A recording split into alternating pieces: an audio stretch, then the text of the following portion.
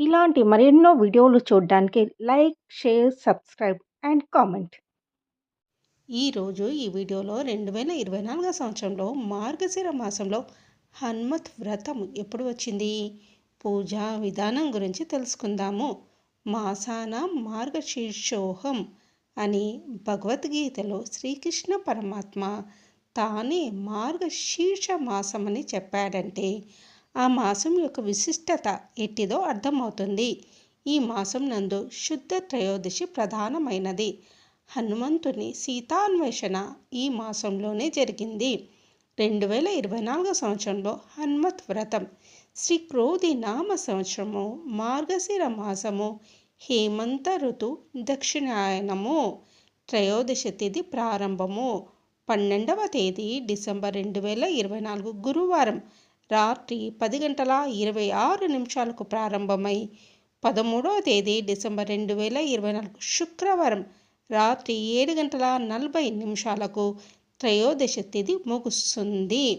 మృగశిర నక్షత్రము హనుమంతునికి ఇష్టమైనది. భక్త సులభుడైన హనుమంతుని అనుగ్రహం పొందడానికి దివ్యమైన మార్గం. మార్గశిర త్రయోదశి నాడు హనుమంతుని పూజించి హనుమంతుని ఆలయ శక్తి స్వరూపమైన సువర్చలాదేవిని, పంపా నదిని కలశంలోకి ఆవాహనం చేసి పూజించి హనుమత్ కథలను శ్రవణం చేసి హనుమత్ ప్రసాదం తీసుకొని వ్రతం పూర్తి చేసుకుంటారు. 13 ముళ్ళ తోరణాన్ని ధరిస్తారు. ఈ విధంగా 13 సంవత్సరాలు వరుసగా చేస్తే హనుమంతుని సంపూర్ణ అనుగ్రహం వ్రతమాచరించిన వారికి కలుగుతుంది అని శాస్త్రవచనం. హనుమంతుడు పంపా తీరంలో విహరించేవాడు కాబట్టి ఈ వ్రతాన్ని పంపా నది తీరంలోనే చేసుకోవాలి. ఇది అందరికీ అసాధ్యం కనుక పంపా తీరానికి బదులు పంపా కలశం ఏర్పాటు చేసి దాని పక్కన శ్రీ హనుమత్ వ్రతం ఆచరిస్తే హనుమంతుడు పంపా తీరంలో వ్రతం ఆచరించినట్లు సంతోషించి అనుగ్రహిస్తాడు. విశేషించి ఈ హనుమత్ వ్రతం నాడు స్వామికి అత్యంత ప్రీతికరమైన అప్పాలు, తమలపాకులు, సింధూరంతో పూజలు చేయటం వలన స్వామి కృప కలిగి ఆరోగ్యము, విజయము, మృత్యుభయ విముక్తి కలుగును. శౌనకాది మహర్షులు సూత మహర్షిని శ్రీ హనుమ ఉద్భవాన్ని వివరించమని కోరారు. అప్పుడు ఆయన ఇలా చెప్పారు. వ్యాస మహర్షి ఒకసారి ద్వైతవనంలో ఉన్న పాండవుల దగ్గరకు వచ్చాడు. ధర్మరాజు భార్య ద్రౌపదితో సోదరుల సహా ఎదురు వెళ్ళి స్వాగతం పలికి లోపలికి ఆహ్వానించి అర్ఘపాద్యాలు ఇచ్చి భక్తి శ్రద్ధలతో సేవించాడు. వ్యాసుడు సంతోషించి ద్రౌపది పాతివ్రత్యాన్ని మెచ్చాడు. అందరూ భక్తి శ్రద్ధలతో చేయవలసిన వ్రతం ఉందని దాన్ని వివరించారు. అది కార్యసిద్ధిని కలిగిస్తుందని, వెంటనే ఫలితం లభిస్తుందని చెప్పాడు. అదే ఈ హనుమత్ వ్రతం.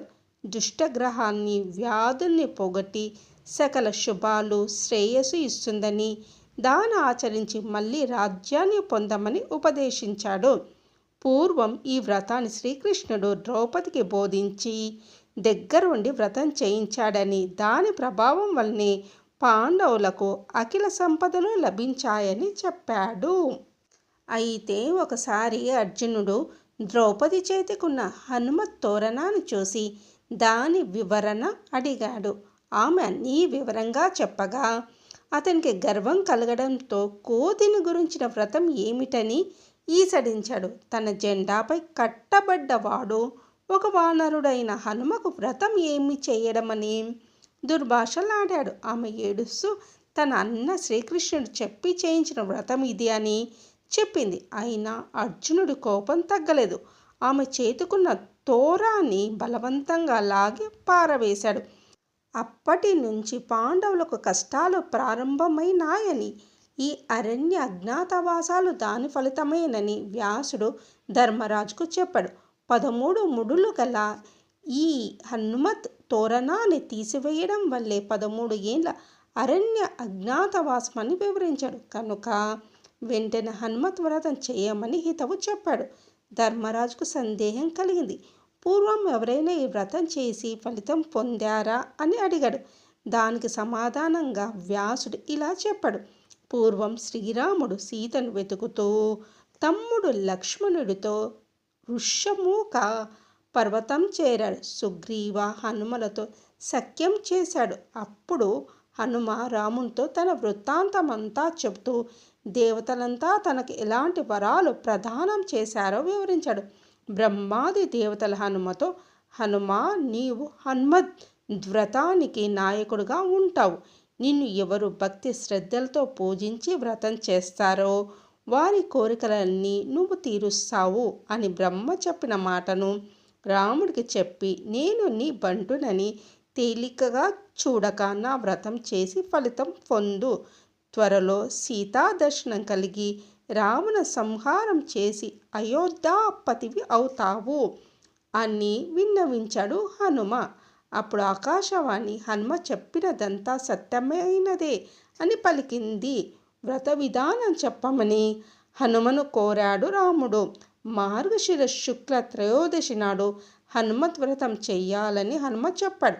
పంపానది తీరంలో శ్రీరాముడు సుగ్రీవాదులతో వ్రతం చేశాడు. 13 ముళ్ళ తోరంను పూజించి కట్టుకున్నాడు. కాబట్టి సందేహం లేకుండా ధర్మరాజాదులను ఈ వ్రతం వెంటనే చెయ్యమన్నాడు వ్యాసుడు. వ్యాస మహర్షి మాటలకు సంతృప్తులై ధర్మరాజు భార్యా సోదరులతో వ్రతాన్ని విధి విధానంగా చేసి అంతా తోరాలు భక్తి శ్రద్ధలతో కట్టుకొన్నారు.